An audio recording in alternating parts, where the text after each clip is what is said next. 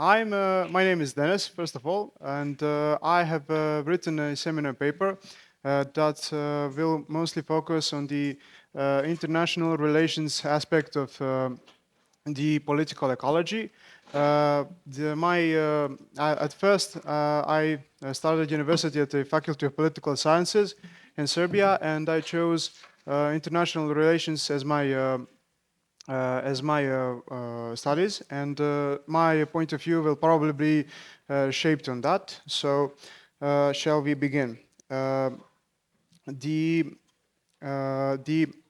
hold on a second. To begin with, I will speak about the use of nuclear energy in the European Union. We understand that some countries, for example France, rely heavily on the use of nuclear energy, and some other countries like Germany have decided to phase out that source of energy. And there was a strong debate on this question.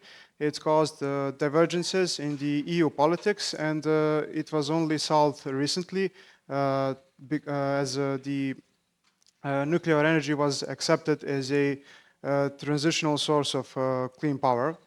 If you take at the scientific point of view, sure, the nuclear energy is one of the cleanest sources of energy. It has very low CO2 gas emissions, and it has potential to always to always give a stable electrical load to the power grid, and that is the main thing that is the main thing why France decided to switch to that source of energy. It is fuel efficient. It provided energy security, and it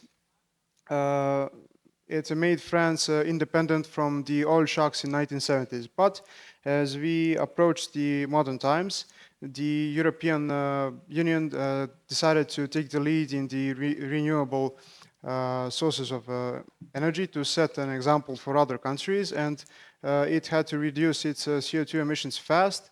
So it started exploring renewable energies, and we had problems emerge there. That's what I said. It caused divergences. The main reason why France decided to stay on the nuclear path is because it has more than 70% of the energy coming from it, while the rest comes from fossil fuels and renewables. And Germany decided to phase it out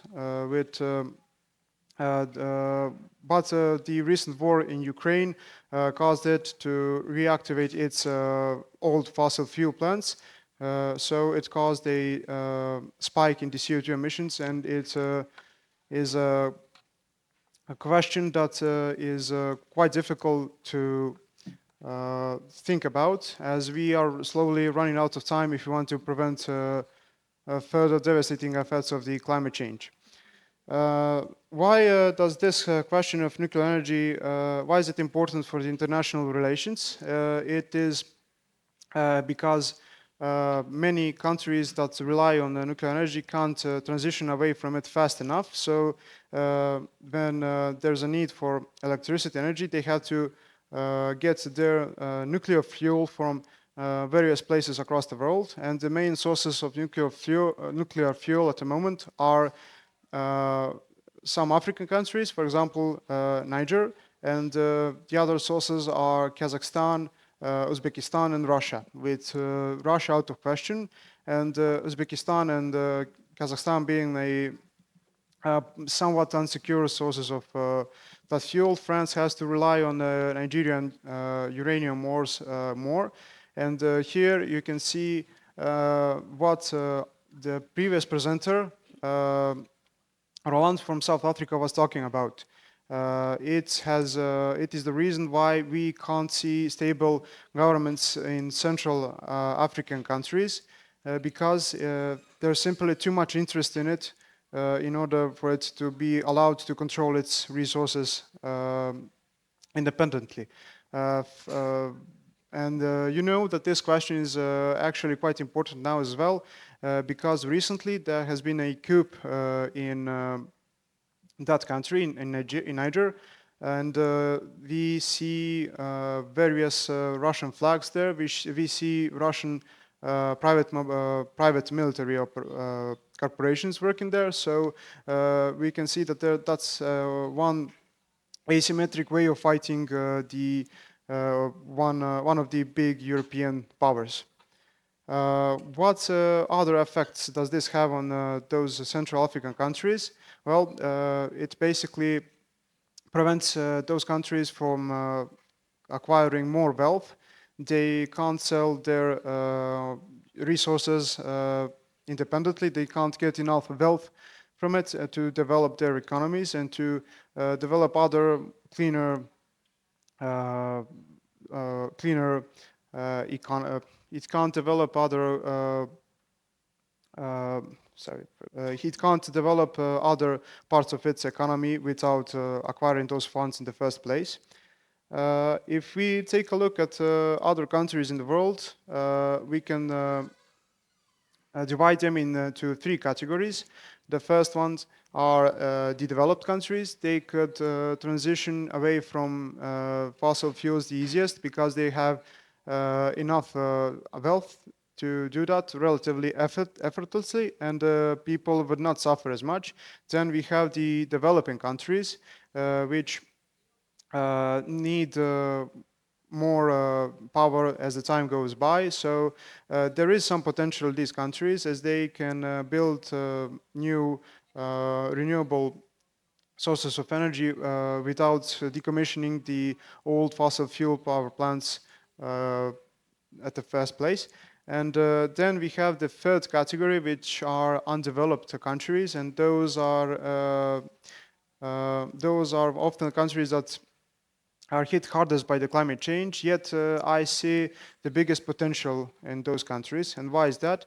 It is because if we develop and if we try to make large enough funds, we could invest into building new renewable infrastructure at those countries, which would at first create new job opportunities. Then it could secure their power needs, and at the third place, downstream, it could improve lives of the domestic population, improve their health situation, improve their food and water situation. Of course, this is only if we, in the western part of the world, where the developed countries are, give up on some of our comfort zone.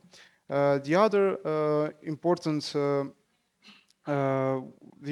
fact that I want to say is why is it important to invest in these countries in our fight against climate change? It is because those countries are to be hit the hardest. For example, some islands in the Pacific are already at the threat of disappearing, while other countries are to be hit with severe weather disruptions, specifically in Africa again. And if those populations are hit hard enough, they won't be able to stay at their homes, and they will be forced to move to other more hospitable areas in terms of the habitat. So it could cause a large migration crisis, and other countries would be forced to would be under pressure to accept that large amount of people. We already had a glimpse of this after the Arab Spring. It was a different cause of the migrations, but we know how it can stress various factions within Europe, and how it can cause difficulties in solving those problems. So my end point here would be that we need to work together. We need to we must not leave those countries that are under risk alone. We have to fight for them, because by saving them, we also save the rest of the planet from various other problems. That's about it.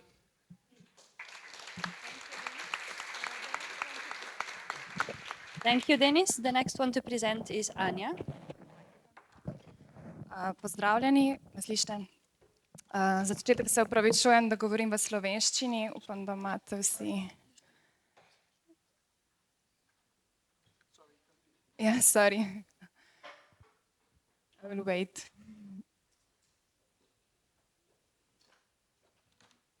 Torej, moje ime je Anja Kočman, sem magistrska študentka tehniške varnosti, torej prihajam iz Fakultete za kemijo in kemijsko tehnologijo Univerze v Ljubljani.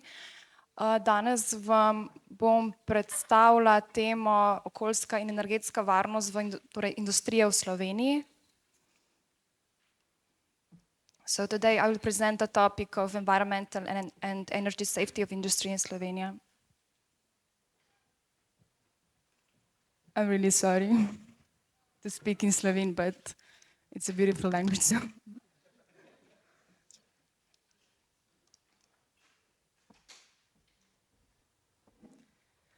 Torej, trenutno se nahajamo v sredini četrtega energetske preobrazbe, če lahko tako rečemo.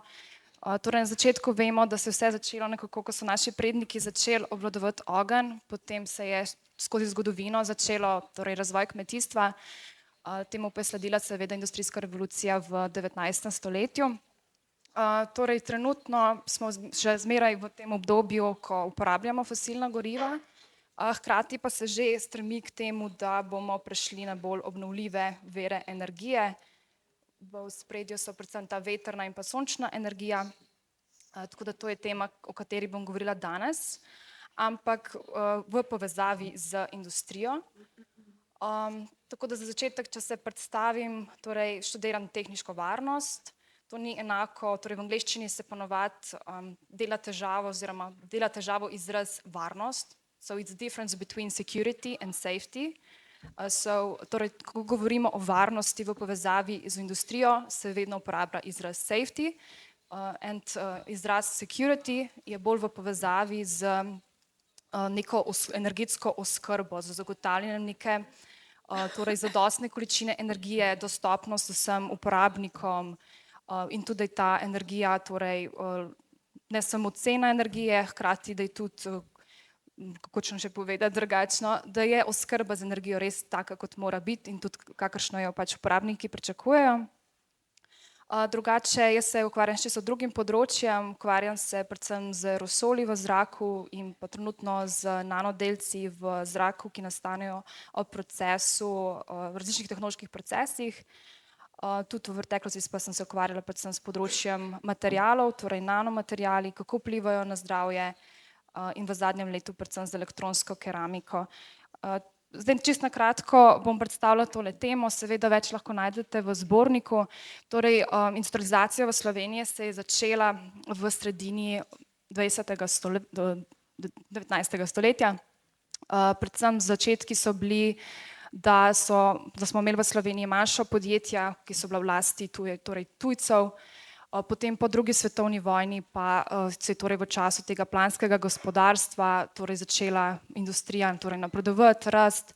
V teh začetkih je bila predvsem poudarek na jeklu, železu, potem tudi lesu, papirju, tekstilu. Tako da približno okoli leta 1975 je bil ta bruto domači proizvod v Sloveniji je predstavljal več kot polovico, torej sama industrija predstavlja več kot polovico bruto domačega proizvoda, s tem, ko danes pa predstavlja le še tretjino, tako da industrija je danes še vedno zelo bogata v Sloveniji, predvsem pa je manj teh podjetjih, torej večjih podjetij, ki bi zaposlovale večje količine delavcev oziroma večje število delavcev.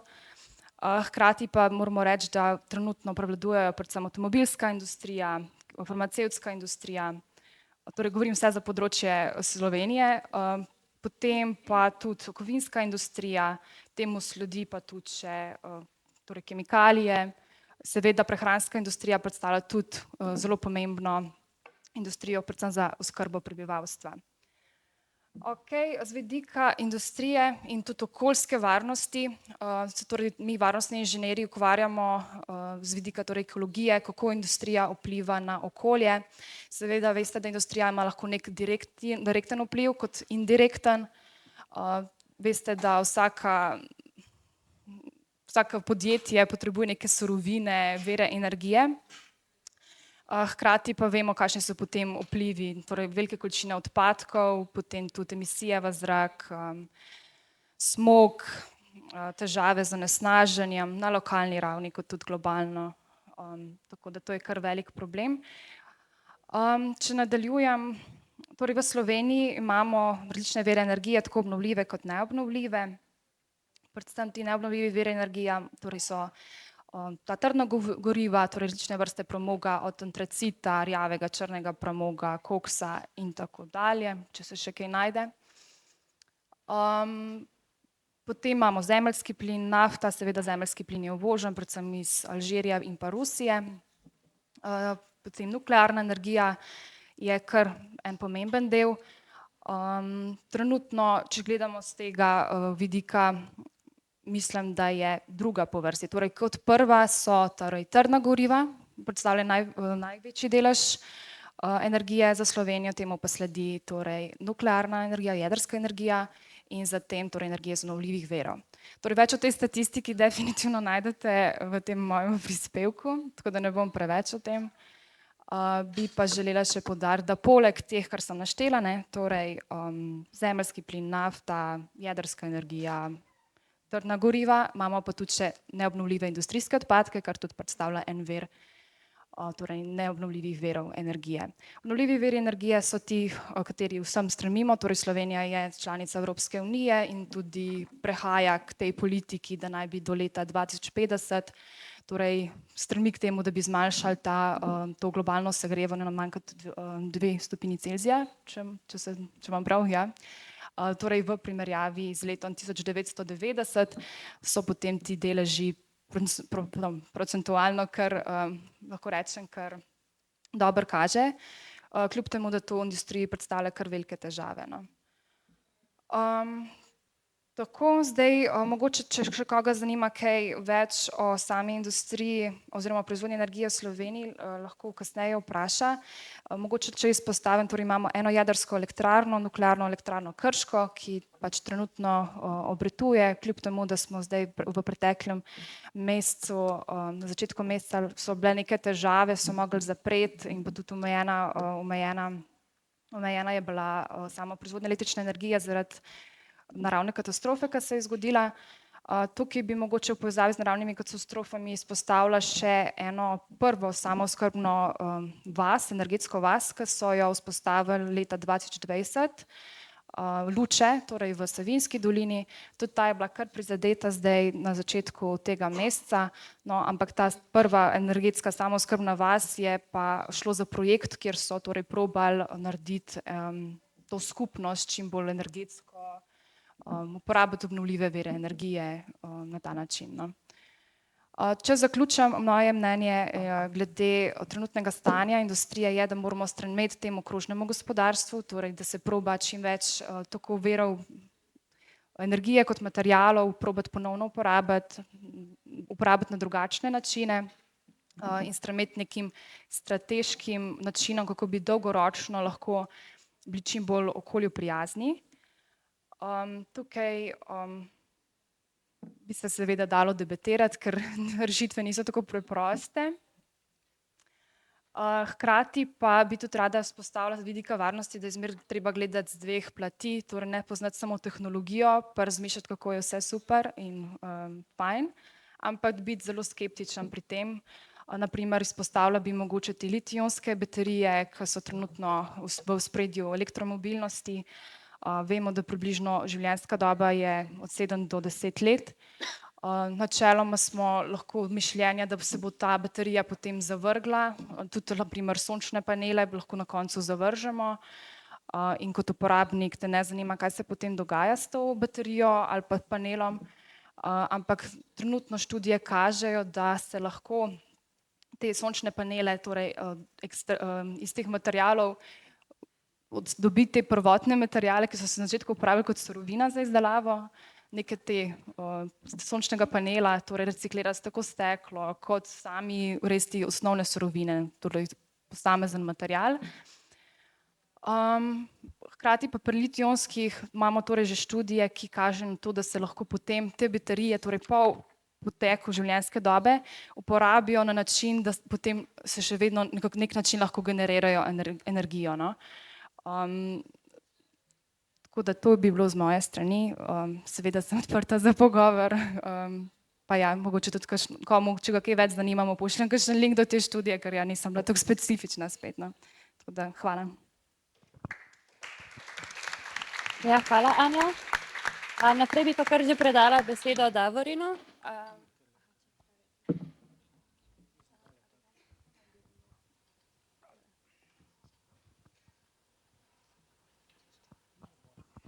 No, lep pozdrav vsem skupaj, tudi jaz bom govoril v svojem materinem jeziku, ker mi pač angleščina, če hočem na hitro kaj povedati, predstavlja malce težave.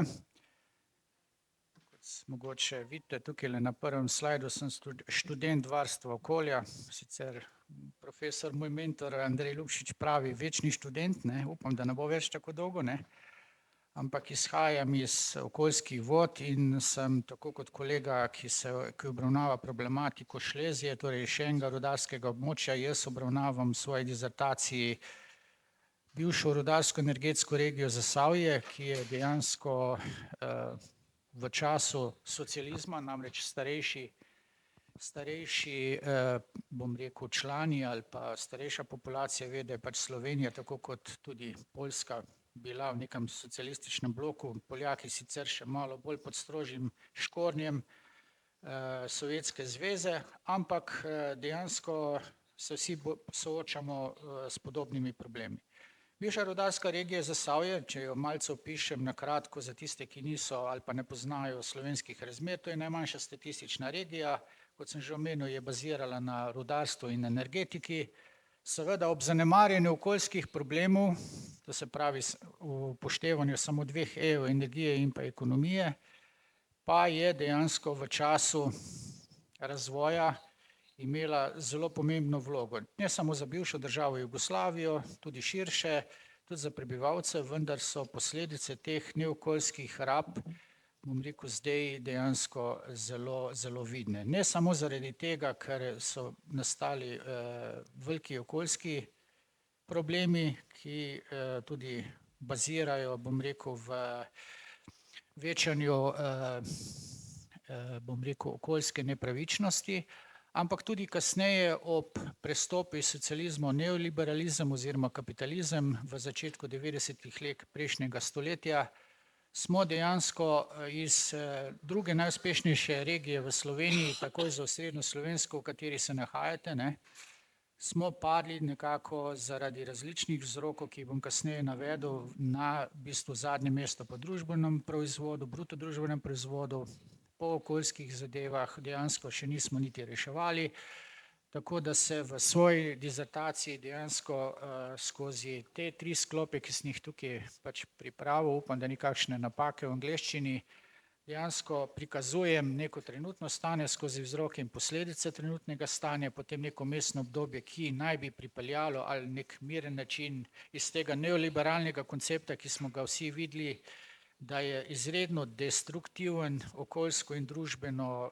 uničujoč, preko neke trajnostnih konceptov, ekološke modernizacije, ampak resnične ekološke modernizacije v nek sistem, ki bo omogočil, da bomo na nekem omejenem planetu preživeli. Mogoče je ta zadnji sklop utopičen, ampak pač razmišljam v tej smeri, da je potrebno pač zaradi radikalnih posledic okoljskih in družbenih problemov, ki preraščajo številne konflikte, razmišljati o tem, da ta neoliberalni sistem dejansko ni v redu. Upam, da se vsi v tej dvorani strinjamo, da je neoliberalizem oziroma kapitalizem, ki smo ga mi dejansko dobili po letu 1990 oziroma 1991, številne probleme poglobil, ne pa jih zmanjšal. V bistvu je bil uspešen ali pa dober samo za kopico posameznikov, tako kot je to v preostalem svetu. Velika večina ljudi, tudi v Sloveniji, pa še posebej v naši regiji Zasavje, pa je utrpela še večjo neenakost in pa nepravičnosti. Kaj so problemi, sem že nekaj omenil. Imamo veliko okoljsko nepravičnost, izgubili smo po letu 1985 in naprej številna delovna mesta zaradi ukinjanja rudarsko-energetske dejavnosti. Pozitivna stvar je, da je država po eni strani, pa tudi tuj kapital, tukaj omenjam pač Lafarge, sicer v mojih očeh zelo negativno podjetje, francoski kapital, ki je sežigal odpadke. Tukaj so država in ostale inštitucije poskrbele za delavce v rudarstvu in energetiki. Kot je kolegica vprašala, kako so v Sloveniji, so ustrezno poskrbeli, omogočili so prestrukturiranje. Pri kolega oziroma znanec se je upokojil pri 38 letih, kar je nepojmljivo, ampak nekateri so se uspešno transformirali, bom rekel, nekateri so pač zavozili svoje življenje, ampak imeli so vsi nekako osnovo, kjer so se lahko ali prezaposlili, ali našli neke druge dejavnosti, ali pa tudi kaj delali kaj bolj koristnega, ne. Zdaj, osnovne probleme sem omenil. To so problemi, ki, bom rekel, povzročajo okoljsko nepravičnost. Mi smo imeli dejansko zaradi izgube delovnih mest, pa tudi zaradi bojazni za delovna mesta, ne, v velikih podjetjih, to se pravi energetike. Tukaj recimo moram povedati, da je velik problem ali pa da sem zelo presenečen, da se nismo več pogovarjali o vplivih teh energetskih podjetij oziroma zmanjšanju porabe energije različnih oblik, ne. Slovenija je zelo potratna država. Če pogledamo okoljski vtis, bi dejansko morali po mnenju moje somentorice, dr. Lučke Kajfež-Bogataj, zmanjšati ogljični odtis za polovico in s tem zmanjšati tudi energijsko porabo, pa tega dejansko ne storimo. Ta avtor Brand bi tem rekel, da se dejansko obnašamo na nek imperialni način izkoriščanja, ki pa dejansko na dolgi rok pomeni, da gremo v neke konflikte, ki se že pojavljajo in so se že pojavljali, ne. In jaz se bojim, da če ne bomo začeli razmišljati drugače, se bodo ti konflikti samo poglabljali. Dejansko tranzicija je potrebna, vemo vsi, da se ta neoliberalni kapitalistični sistem tako na lahko ne bo pustil omejiti dobičke, kajti dobički so gonilo tega kapitalizma, izkoriščanje po drugi strani tudi, vendar nekaj bomo mogli na tej poti narediti. Zdaj, prej sem omenil, da sam sem skeptičen tudi do ekološke modernizacije, predvsem na področju elektromobilnosti in pa tudi konec koncev hidroelektrarn, ker prvič ekološka oziroma električna mobilnost, električni avtomobili dejansko v prvi fazi proizvodnje kovin za baterije so bolj obremenjujoči in bolj porabijo več energije, kot pa dejansko, pa tudi socialnega pogleda dejansko so pridelava teh kovin za baterije, ki jih je nekako 13-14, je okoljsko in družbeno socialno vprašljiva. To je predvsem po eni strani velika poraba energije in pa časa za proizvodnjo litija, po drugi strani tudi kobalta, kako se recimo nek socialni aspekt izkorišča, v Kongu delajo otroci, po drugi strani je potrebno tudi vzeti v ozir, da je proizvodnja električnih avtomobilov dejansko v primerjavi s klasično uporablja, bom rekel, za mogoče polovico manj strojnih delov, kar pomeni, da bodo tudi ljudje izgubili delovna mesta in jih bo potrebno ta delovna mesta nadomestiti z drugimi. Pri nas recimo v regiji se prav zaradi tega, ker se delovna mesta pod zemljo niso nadomestila in nastala zelo velika socialna kriza, ki dejansko eskalira tudi v, bom rekel, da se mladi izseljujejo, da so prebivalstvo stara, da so nepremičnine dejansko podcenjene, zaradi tega se država v meni dobro, da se spomnila. Sekundo, tale mislim, da se spraznil.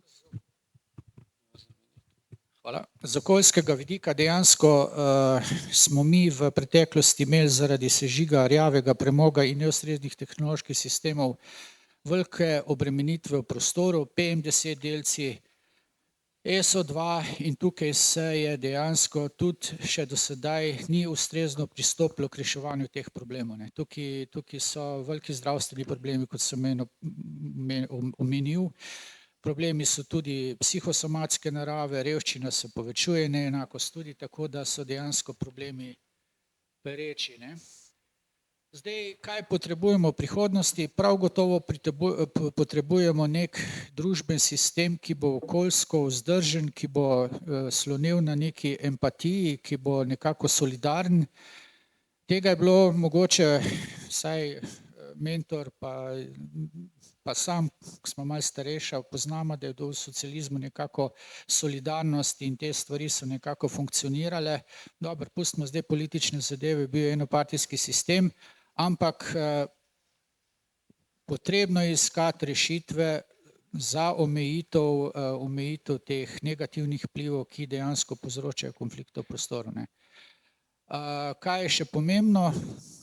Mogoče bom zdaj za zaključek povedal, da se mora vsaka država, pa tudi Slovenija, bolj obrniti na lastne vire. Politična odvisnost od ruskih virov smo videli zdaj v zadnjem konfliktu ali pa konfliktu, ko je Ukrajina zaprla plinovod pred leti med Rusijo, se je izredno povečala. Tukaj je ta odvisnost izredno velika. Pogledati moramo na to in na koncu, ne vem, a še imam tale zadnji slajd oziroma predzadnji, potrebno je omeniti ta politični vpliv, ker dejansko politika ali pa povečati vpliv po drugi strani na okoljske in družbene zadeve, ki bodo javnosti omogočile večji vpliv na neke odločitve, ki bodo šle v skupnostne projekte, skupnostno dobro, ne pa samo ozke dobičkonosne in pa, bom rekel, egoistične smeri. Toliko bi jaz imel za kratko, upam, da nisem preveč prekoračil, lahko debatiramo še dolgo. Ja, hvala. Naslednja je pa Selma.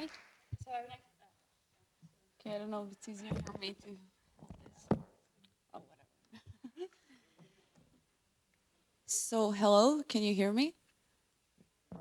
Yeah, we'll continue in English. My name is Salma Hasic, and I'm a PhD student here at University of Ljubljana, currently at environmental protection. Today, my topic is related to impacts of scientific expertise in decision-making regarding the construction of thermal power plants in Slovenia and Bosnia and Herzegovina.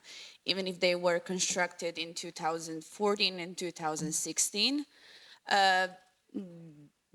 in that time, there was a still really big process of energy transition, so thermal power plants in that moment as well were not the best solution for renewable energy and energy transition. I used 4 parameters to express how scientific expertise was very nominally taken. So I used EU/national regulations, public involvement, political interference in both processes, and opinions of experts which were not directly involved in the process itself.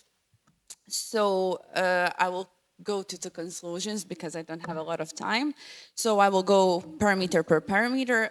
When it comes to EU regulations, both processes didn't represent their environmental impact assessment, which is obligatory to get a permission in order to work on every environmental project in the country. However, I used interviews with environmental organizations and documents from a company itself. So basically, according to companies, both projects actually fulfill directive related to the industrial emissions. So they reduced sulfur and nitrogen oxides. However, they didn't reduce CO2 emissions, which is the main point of greenhouse gases. None of the countries didn't actually have good regulations when it comes to energy transition. However, both companies, which were followed later, I will explain, by political interference, said that that's the best solution now for energy, since they will use filters and best available technology to support energy transition. When it comes to public involvement was very low in both countries.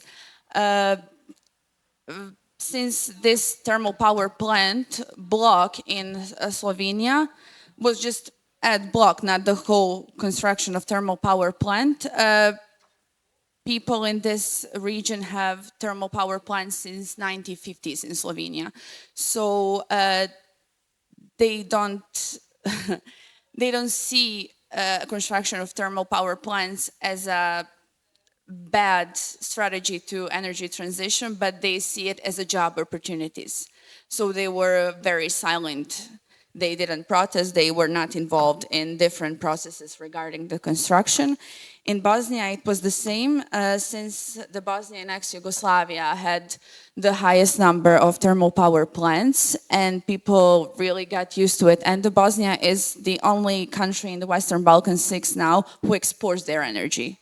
And we really rely on our energy, and so it's not about even climate skepticism, it's just job opportunities and better economic status. On the other side, political interference was high in both countries. When it comes to Slovenia, government, even if there were different parties which have different opinions about everything, they were really supporting this project for the whole processes, even if they had a lot of debts and project didn't follow. They were super supportive, and they support investor in every process, even if they lost a lot of money. And they didn't agree on new solutions for renewable energies, which were proposed by other non-governmental organizations or other experts. When it comes to political interference in Bosnia and Herzegovina, it was very high. An investor even asked for, since Stanari, the place where thermal power plant is, that was a village, and the investor said, like, to the government, he asked for municipality status, so government changed the municipality status in order to give them permits easier. So both was very under the high political interference. When it comes to opinions to experts, which were not involved in the process, they were fighting with non-governmental organization. And I can read some comments. So the Slovenian Commission for Prevention and Corruption issued a statement that thermal power plant constructed, actually block in Slovenia, is designed and implemented in non-transparent manner, lacking supervision, and is being burdened with political and lobbying influences. Also in Bosnia, a non-governmental organization expert says that this is the total manipulation, and there were no documents any represented by responsible institutions, and there were a lack of any civil rights in whole process. So basically at the end, in both cases, the scientific inputs were nominally taken into account. Both projects from a scientific perspective and environmental standard did not present a successful solution in energy transition and caused long-term consequences for the local population. Thank you.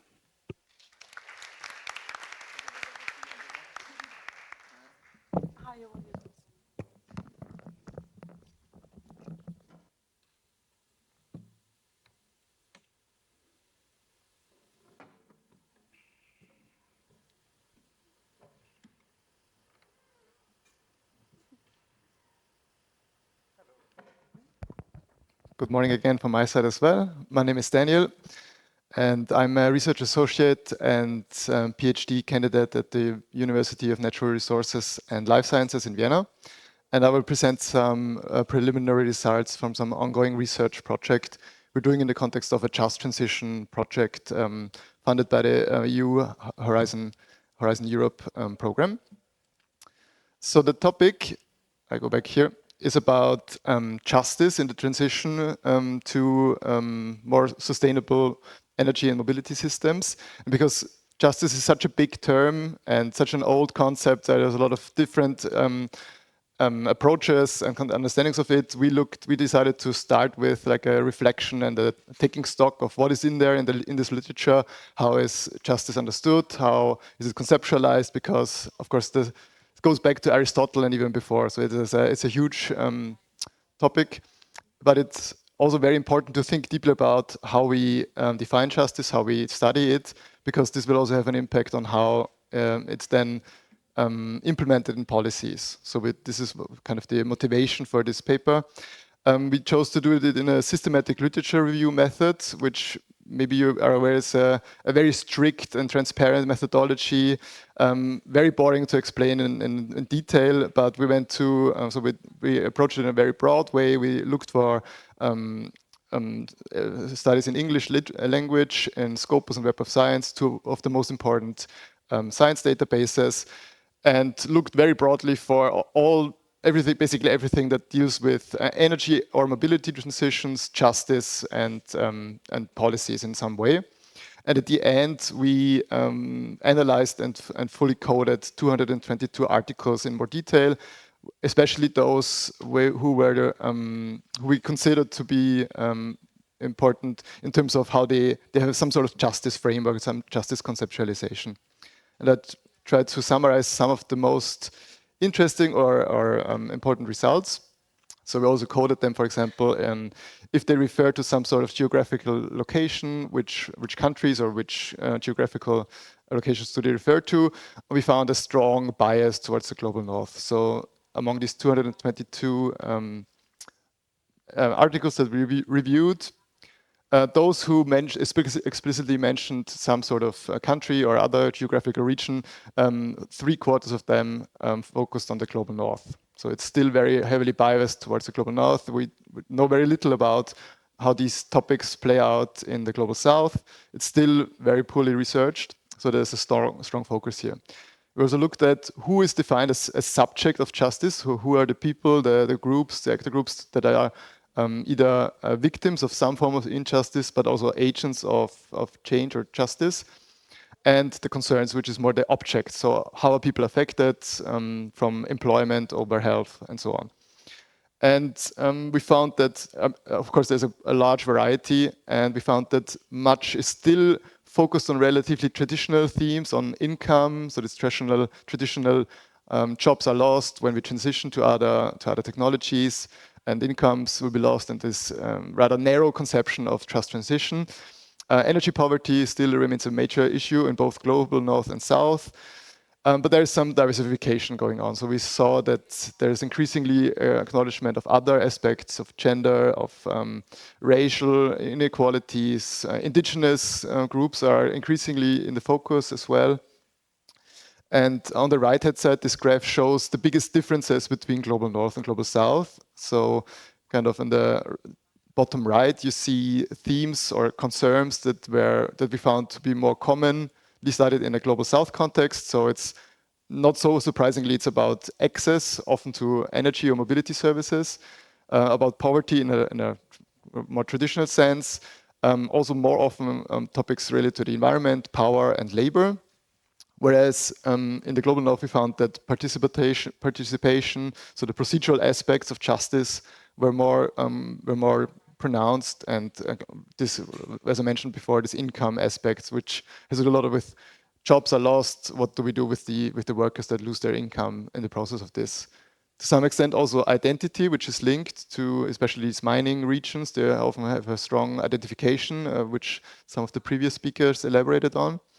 Gentrification was also mentioned in the last days as a topic, following renovation, for example, renovictions. So we found this is a topic that is more common in the global north, or studied more often in the global north context. So these are some of the main differences. We also looked at so when they refer to justice, these studies, who do they refer to, which frameworks, which framings?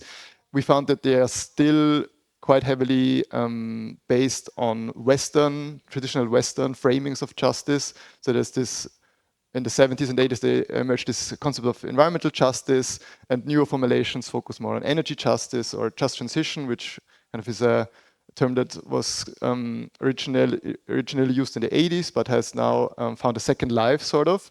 But it's often still very much dominated by this rather Western philosophy, so based on John Rawls and Nancy Fraser, the classical triads: recognition, procedure, and distribution. And this is also a major criticism by scholars from non-Western contexts, that this is very Western, it's very anthropocentric, it's very Eurocentric. And so there are some studies who propose other justice frameworks which are not rooted in like Western liberal philosophy, but this is only slowly emerging. And yet the last point I mentioned already, that we see some pluralization of perspective beyond this classic triumvirate. I will talk about this in a moment. And we also try to critically reflect on what are some of the blind spots, but also emerging themes. And at this point, I want to just highlight two of them. So we found one, what is surprisingly absent is this engagement with meta-narratives of eco-modernization versus degrowth. So, and in the last working group 2 report of the IPCC, degrowth was mentioned for the first time, and they discuss degrowth as kind of the opposing school of thought underlying transformation. So basically there are two ways to conceptualize transformation, and the IPCC says these are quite contrasting narratives. And we argue that the energy justice and just transition literature should engage with these meta-narratives in more detail, because the justice implications are quite different, right? If you assume that decoupling is possible, we can grow the economy endlessly, and we can grow the cake, and we can always distribute a growing piece of the cake, the justice implications of that are very different from when you acknowledge the biophysical realities, and that endless growth seems not to be compatible with the planetary boundaries. It means we need to shrink our economies, our consumption, at least in the global north, and the justice implications, how to do this in a just way, are very different. So this is largely absent, we found.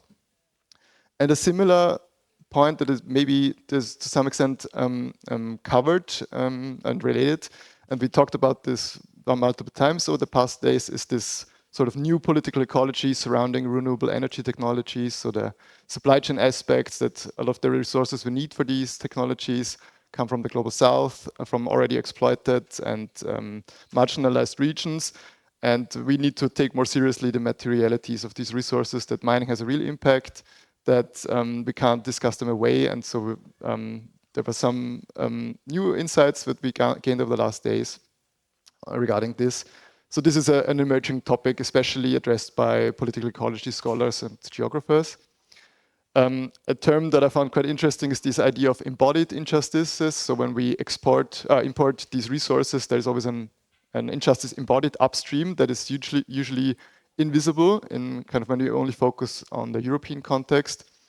And this also relates to questions, for example, so if we decide in the global north to abandon fossil fuels, and these resources, what happens to those regions where we import these resources from? Because after decades of neoliberal globalization, many countries specialized or were forced to specialize on just exporting these resources.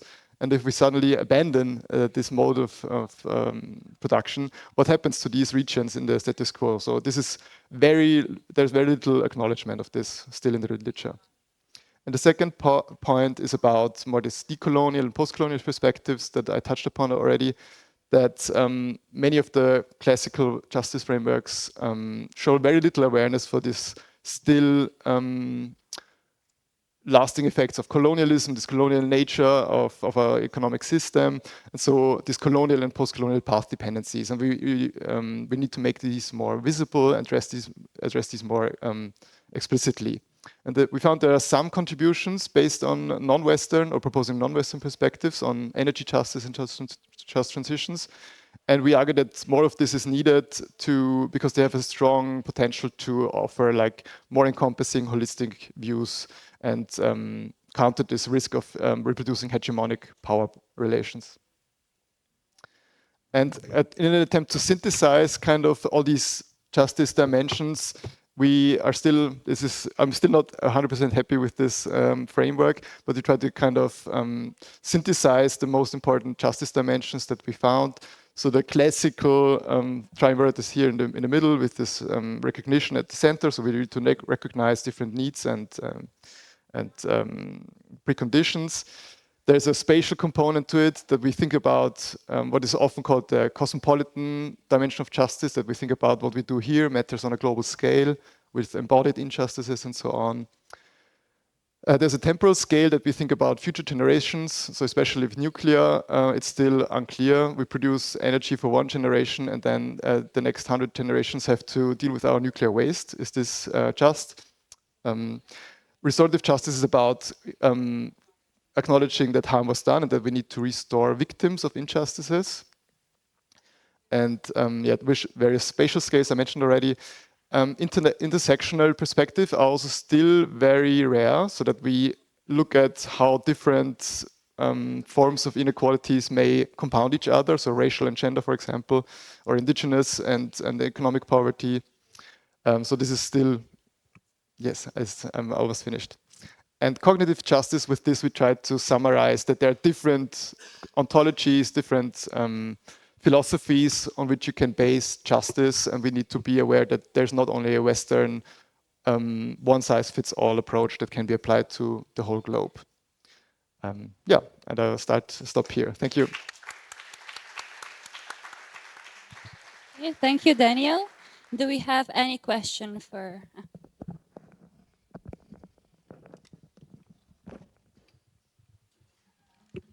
Just have a very quick question to Daniel. Thank you so much, first of all. Why aren't you happy with the thing, with the like how you frame the last slide? I was just wondering why. It looks really nice. Congrats. I think it's just visually a bit ugly still. Is it working? Thank you. And we still, so this cosmopolitan, intersectional, and cognitive, they're a bit in the background, but it doesn't really become very clear how these relate to this cube. And so one narrative that we thought of could be attractive to think about this black box of justice, and that's why we have this cube shape, and we try to open this black box and make it more explicit. And of course, if you do a case study, it will be very hard to consider all these justice aspects because you can't do everything at once. But we think you should always be aware of, if you focus on a certain region or a certain topic, that you may ignore certain aspects like the cosmopolitan aspect or the intersectionality, so that we make more aware decisions of what we focus on and what we also disregard for the particular situation we look at. So this was the intention, but we're still in developing it, so yeah. I also have a question to you, Daniel. Thank you for your presentation. You were talking about non-Western perspectives and how far they are lacking in this body literature, and also that it's important, like this hegemonic power relations to take into account and so on. At the same time, if I remember correctly, you said you were looking at English, like articles written in English, so it's maybe a more critical question, like how can you justify that? Are you maybe like this reproducing also this Western view on what is academia and what is worth looking at? And are you maybe not ignoring a big body of actual decolonial and post-colonial literature on this topic, which might be not written in English, and like this saying it doesn't exist, although there supposedly, I don't know, might be? One question.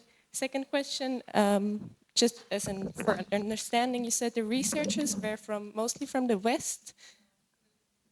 No, you said that the focus was on research in the global North, and I was asking myself, was it also the researchers? Like, did you take a look at where they come from? Because I suppose they might be like even a higher percentage of the researchers being from the global North, focusing maybe on some topics in the global South, but like that there is a difference. Did I explain myself?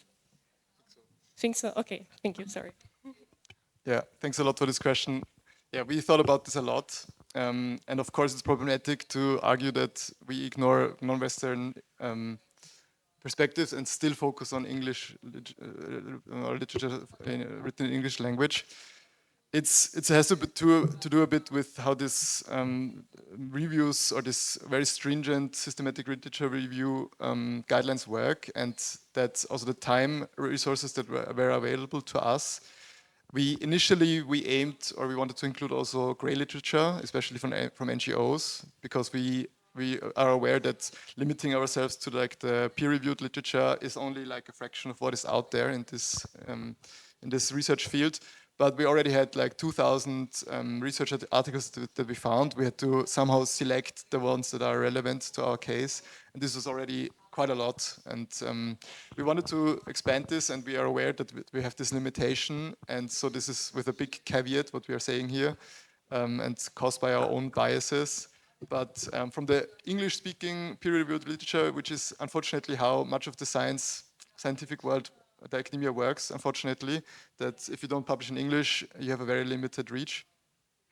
Yeah, but we are somehow reproducing this, and we are aware of it, and yeah, there's no easy way out of this, unfortunately.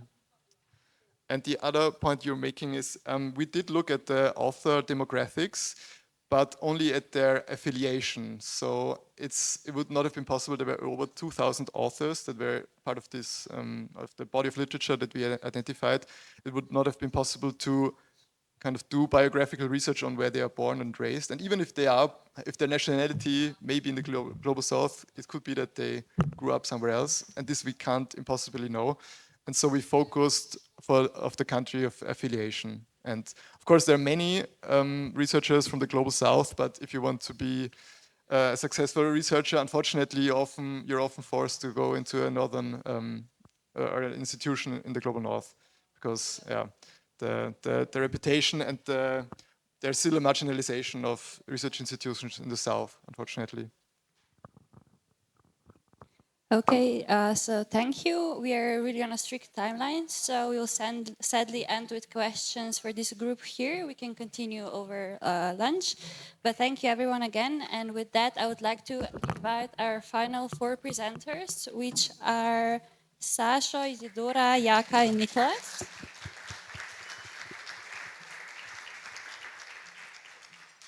So I'm Sasha from Slovenia. I've been developing some alternative concepts for a while now.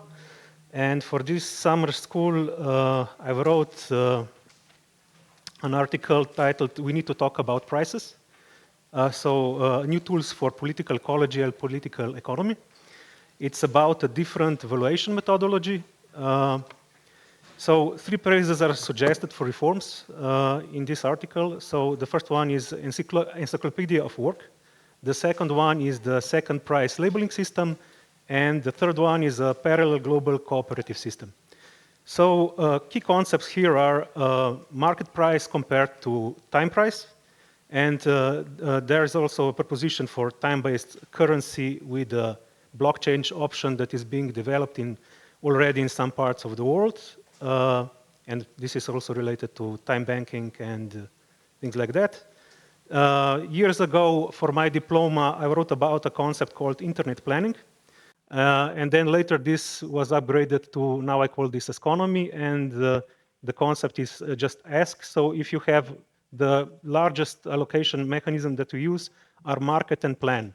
And then I propose how this ask could supplement this or complement all the other tools. So, and also the key concept that I mentioned is life exchange rate. Because if you utilize a division of labor, this life exchange rate is very vital, and I think that we don't address this quite often enough. And also this is connected to the time capital we all have, and we live a limited amount of time, and this should also be talked more and utilized in our economic system, no? And the point is that we need to work more on practical utopias. So because if we are to have a future, we should work on alternatives, not just the things that we have now. So different valuation methods is important in this respect. So, and also if we look around ourselves here, we are surrounded by tables, chairs, and laptops. And the basic question is this, no? Why don't we know how much human time we need to create this object? or for all services through the whole chains. No, these values are basically unknown. They're hidden inside productivity numbers that capitalist producers have, but otherwise then they tend to hide these numbers from us. So the intent is to start collecting these values through the whole chains so that you have collected numbers for the production of things and then for the sanitation after the production of things, and to put this in this figure of socially necessary labor time. So this would be like the gist and the abstract of these concepts, and I would conclude with this. So. Thank you, Sasha. The next one is Isidora. The floor is yours. Do you hear me? You do? Okay. So my name is Isidora, and today I'm going to be talking to you guys about ecofeminism. This is a topic, you heard something about this a few days ago, and my research paper is on its ideology, its connection with environmental justice, and also its beginnings. I'm going to try and not repeat the information that you already have. But I'm just gonna give you my point of view, because the beauty of this topic is that there are so many different definitions of ecofeminism, which gives us so many space to build our own perspective. But the one thing that all ecofeminists have in common is the belief in strong connection between women and nature. So basically, ecofeminism, just to repeat a little bit, is a movement that was made in the 70s by women who were activists and who had the same point of view on how women and nature are connected. The connection was between the oppression of women and also exploitation of nature, and the dominance of the, let's say, patriarchal system. So one of the things that was bothering me while reading and doing research for this specific topic is the question of equality, which is still a taboo topic in the 21st century. And to me, that does not make any sense, because all of us should have a goal, and that goal should be to better the quality of life of all of us, not only women, not only men, but of all of us. One of the things that I wanted to say is that there are so many different types of ecofeminism, and some of them I agree with, some of them I disagree with, and I find myself to disagree with cultural ecofeminism the most, because it basically makes women equal to nature. In my head, that doesn't make any sense, but you know, we are all entitled to our own opinion. You can disagree with me if you want to, but given an argument that women are the same as nature because we have a menstrual cycle and nature has lunar cycle, in my head, doesn't make any sense again. Also, one of the things that I really noticed in many of scientific papers is that women are also described as nature often as chaotic, sometimes irresponsible, in need of control, also caring, loving, nurturing, but men are explained the opposite. They are explained as calm, collected, dominant, and I think that is the thing that actually sparked so many ecofeminists to be against this ideology that men are caring for nature. And that is somewhere that is something that I have to disagree with, because if we look at this summer school, we can see so many males that are here because, of course, they care about the environment and about the nature. So that point of view, to me, doesn't make any sense. Just because women are maternal, have like a maternal nature and can be moms, doesn't mean that men are not good for the environment, because I assume that none of you actually are mothers. I'm talking about the males in the room. So that doesn't mean that you don't care. I was doing a research on one feminist that I really like, ecofeminist. She is called Petra Kelly, actually was called Petra Kelly. And probably people from Germany know who I'm talking about, because she was one of the let's say, finders, maybe. She was one of the co-founders of the Green German Party. And also she was an ecofeminist, she was a German politician, she was an activist. But her point of view stood out to me so much because I think that she realized what was the point of feminism and ecofeminism, and that is not the dominance of women as a sex, that is the equality between sexes. She was fighting against the hierarchy and not against men, and that is the thing that I really liked. She was fighting against war, against violence. She was all for peace, but somehow she managed to always tell the importance and capability of women to be hired, to have a workplace, and she was doing all that without bringing men down, which I really like. Because to me, the point of all this is to make a beautiful balance between genders and nature and to connect them. Also, the ecofeminism as a movement, to me, is completely connected to environmental justice. Environmental justice is something that I've been interested in such a long time, and also it's a topic that everybody can have their own opinion and perspective.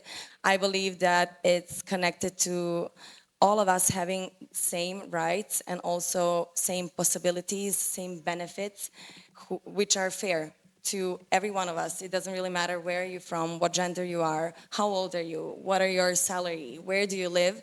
We should all have the same benefits.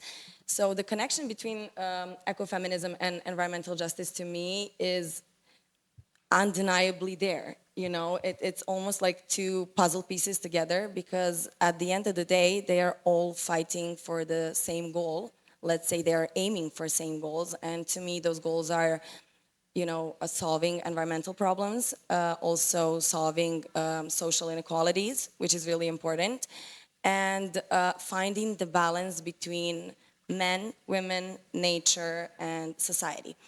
One thing that I have to say is that I've been thinking a lot about the whole Mother Nature concept and women being the more caring one.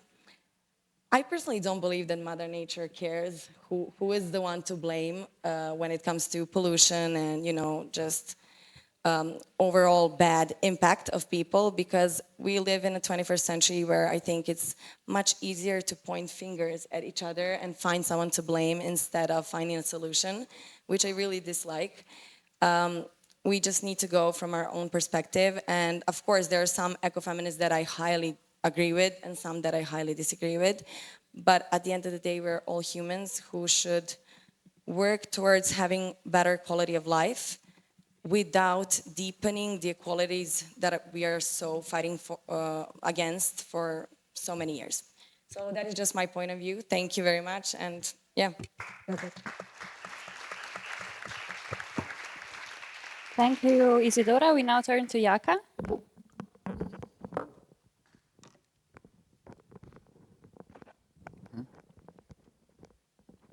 Okay, can you hear me all right, I guess?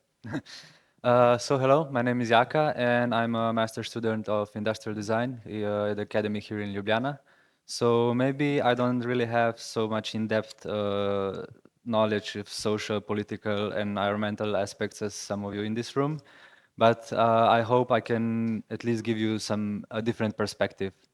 So I would like to start this with the idea that everybody in this room is a designer. So one of the definitions, the term designer broadly refers to anyone responsible for conceiving of, creating and implementing ideas that affect human cultural, technological, social, scientific or financial system at any scale. So your actions affect the environment around you, and in turn, the environment around you influences you. So it's like a cyclical process.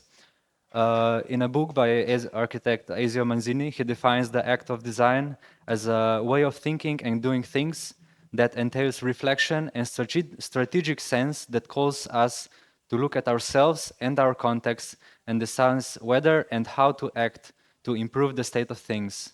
So we have to be mindful of the decisions we make that change our environment, and for that, one of the suggestions I would maybe have is to turn to biomimicry.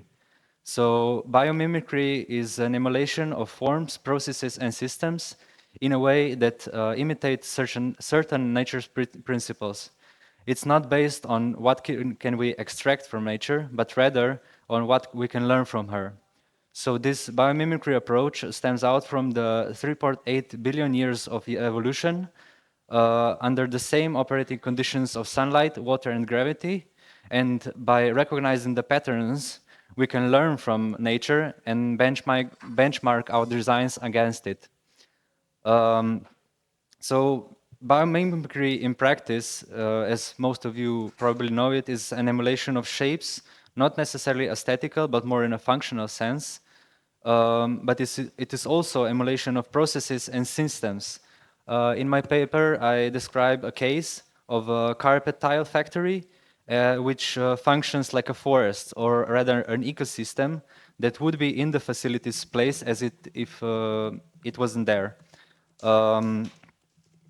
It mimics this ecosystem in terms of production services like cleaning water, air, recycling nutrients, building fertile soil, and binding carbon. So next I will just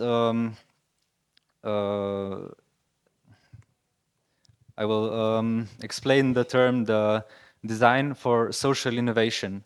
So innovation is a process of use of creativity to design a new way of operating to solve systems. When those new ideas meet the social need and create new relationships or collaborations, that can then, with the right tools and approaches, develop into social innovations. So design for social innovation is basically what expert design can do to activate, sustain, and orient the processes of social change towards sustainability so they are more effective, long-lasting, accessible, and replicable. In the book that I cite in my paper, the design when everybody designs, Ezio Manzini makes the differentiation between designers, which are all of us, and expert designers. Expert designers operate as social actors with cultural and operative tools to support the design process. So design for social innovation is a co-design process, or rather a dialogue, where expert designers feed the conversation with visions and ideas and listen to feedback and then introduce new, mature proposals. It's about the bottom-up approach that empowers people to solve their own problems on a local scale with possibility to scale up. The most prominent similarities between the fields of biomimicry and design for social innovation that I found is the use of system thinking, the key to which is understanding the context. So system thinking in biomimicry refers to critical operating conditions of natural systems. So in nature, context is everything.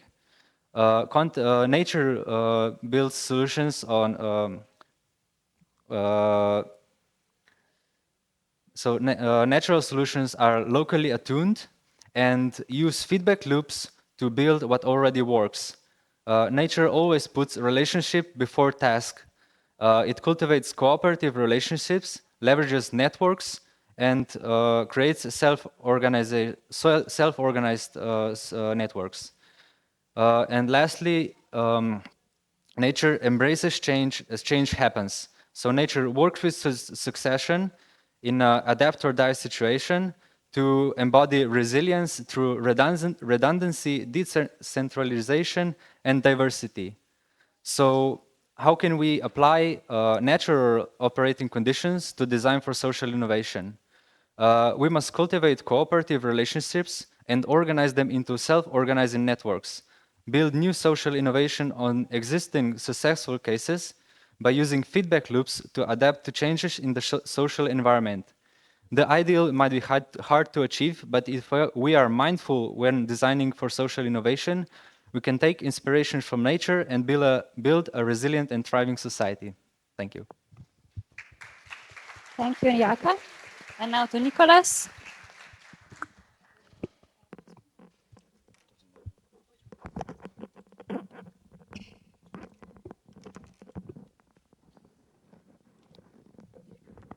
Thank you. Hello, everybody. My name is Nico.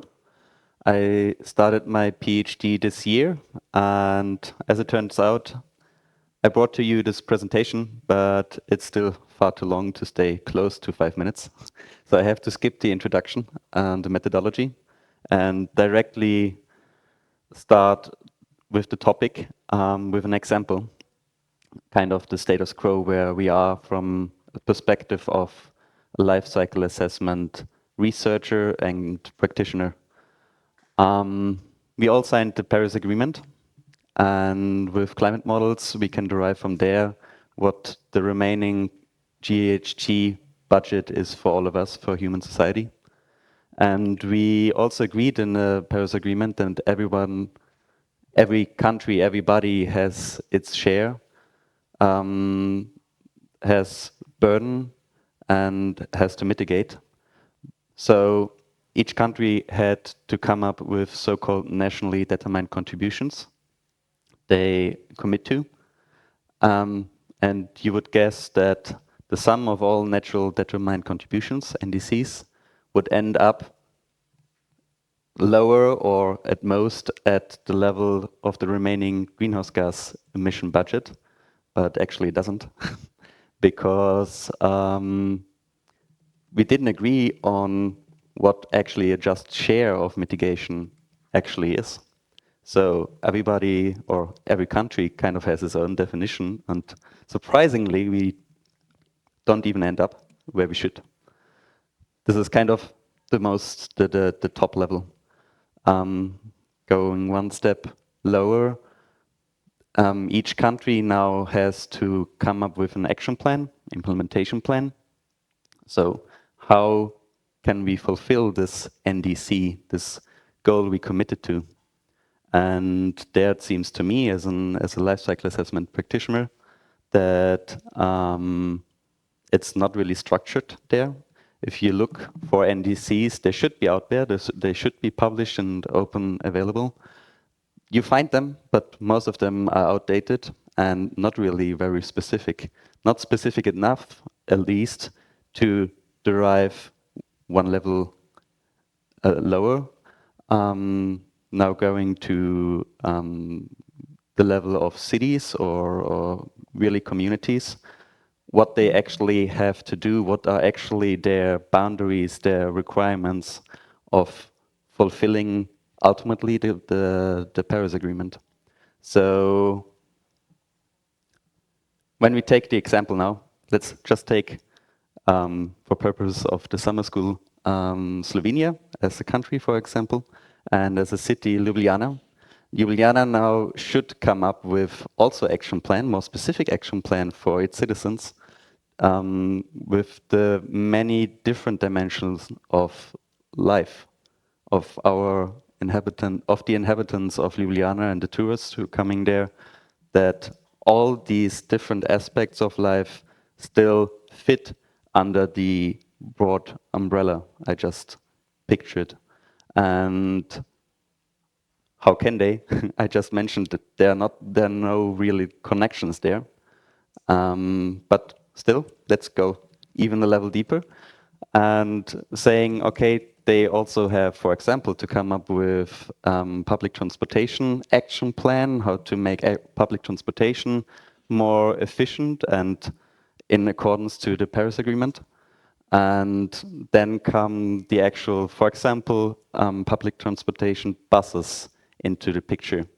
So there are companies, of course, that build these buses, and they also have to be now more efficient, more climate neutral, whatever that means.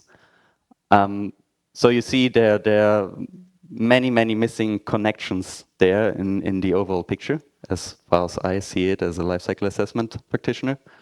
And my actual research question is, we have in our project an industry partner who's developing for specific use cases heavy-duty vehicles. So for example, the transportation bus, public transportation bus.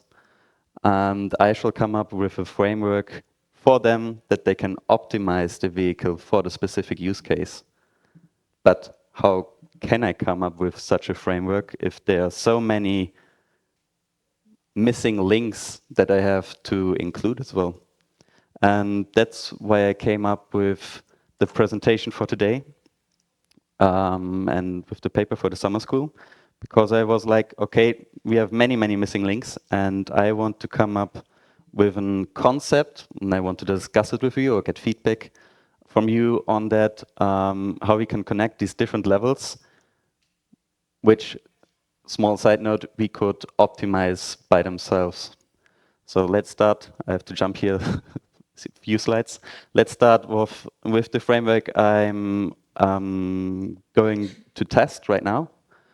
This is the framework for a single level life cycle sustainability optimization of a specific heavy duty application. So let's stay with public transport and the bus.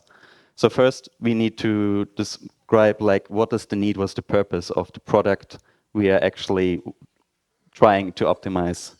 Then from there we can derive required functionalities, all the variables, and kind of, thanks for your presentation, system modeling, kind of come up with the system, how every variable is connected to each other and how this whole system looks like, kind of remodel reality there. And also kind of derive what are the limitations from the upper levels I just mentioned. And then we assess through all the life cycle steps, so production, use phase, and then end of life at some point of the bus and kind of the variable system we described, and come up with the perfect solution of which value every variable in our bus has to be in order to be most sufficient in terms of sustainability.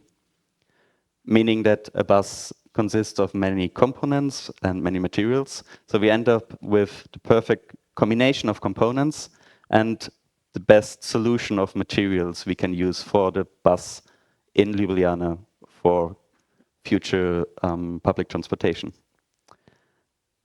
Just to give you an example how this could look like.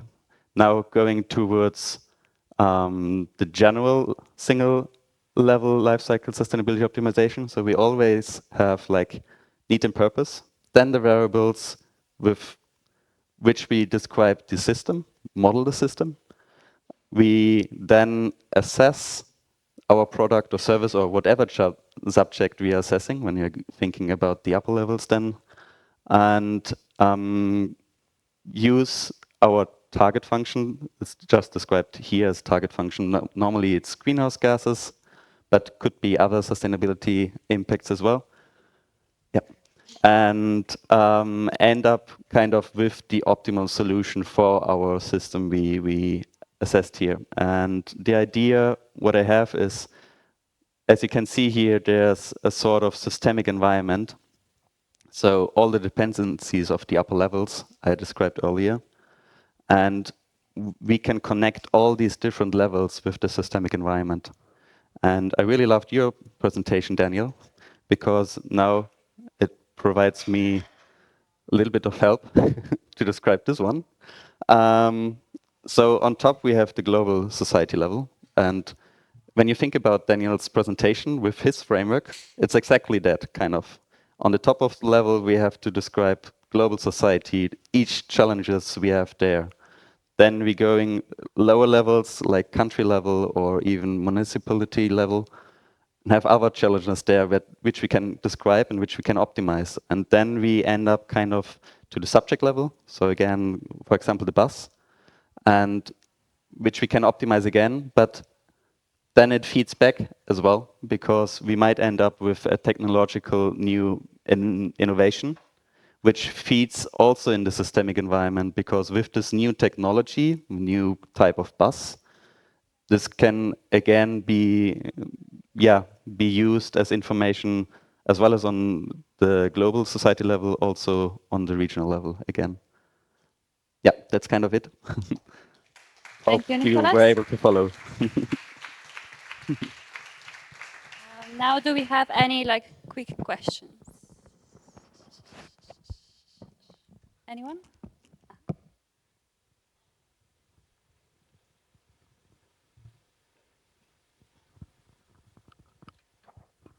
Yeah, I will try to be quick. I don't know if it's possible, but And it's a combination of maybe 3 of the presentations we've seen so far, but specifically about the social innovation one, because I find it very helpful as a practical tool. I just wonder, when we think about systems and we're trying to tackle problems, and sorry, I'm going back to global north and south, but if you're trying to tackle problems in Europe as a system, and we're not considering like how those will impact the global south as another system or several systems, is there a way with this frameworks and methodologies that you explained to kind of interconnect systems and try to analyze how the results of one of the systems will impact the results or negative loops in the other system? Is there a way to like combine systems in this way? So design for social innovation is, as far as I understand it, it's meant for like boosting or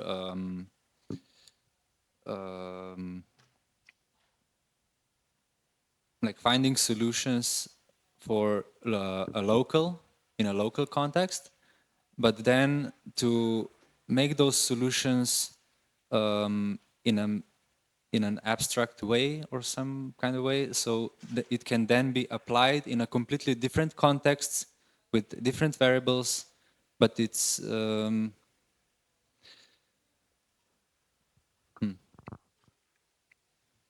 yeah, I'm not really good at this explaining, I'm sorry. um,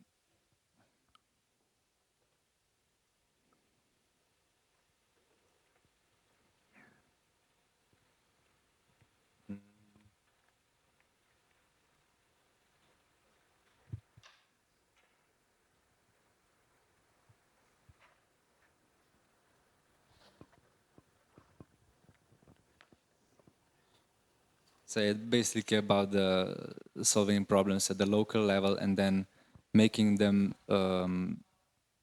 possible to be applied to like a different context. So let's say we solve a problem in Europe, but then you can also maybe think about how to make it abstract enough so you can apply the same principles in, let's say, I don't know, Africa or something like that. I don't know. I tried. Any others? Quick question? Otherwise, we can discuss more over lunch. But now I would invite back on stage the organizers, Boštjan, Andrej. And thank you for the fun.